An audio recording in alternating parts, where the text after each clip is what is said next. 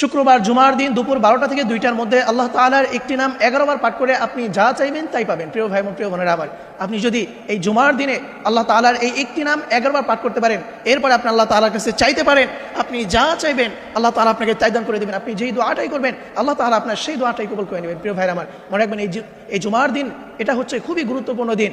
হাদিসের ভাষায় এই দিনকে বলা হয় সাইয়্যিদুল আইয়াম, অর্থাৎ লিডার অফ দ্য ডে। সকল দিনের শ্রেষ্ঠ দিন হচ্ছে এই জুমার দিন। এই জন্য এই জুমার দিনে আপনি যদি আল্লাহ তাআলা এই নামটি পাঠ করতে পারেন, এবং এই জুমার দিনের অনেক ফজিলত রয়েছে। আল্লাহ রাব্বুল আলামিন এই জুমার দিনে আদম আলাইহিস সালামকে সৃষ্টি করেছেন, এবং এই জুমার দিনেই তাকে জান্নাতে প্রবেশ করিয়েছেন, এবং এই জুমার দিনেই তাকে জান্নাত থেকে বের করে দিয়েছেন, এবং এই জুমার দিনেই কিয়ামত সংঘটিত হবে। এই ধরনের বিভিন্ন বৈশিষ্ট্য এই জুমার দিনে রয়েছে। এই জন্য প্রিয় ভাইরা আমার, আপনি যদি এই জুমার দিনের টাইমটা অবশ্যই মনে রাখবেন, দুপুর 12টা থেকে 2টা। কারণ জুমার দিন পুরো দিনটাই তো হচ্ছে খুবই গুরুত্বপূর্ণ, তবে এর মধ্যে গুরুত্বপূর্ণ সময় হচ্ছে দুপুর 12টা থেকে 2টা। কারণ এই সময়টা হচ্ছে জুমার নামাজের সময়। এই সময় মসজিদে মসজিদে খুতবা চলে, জুমার নামাজ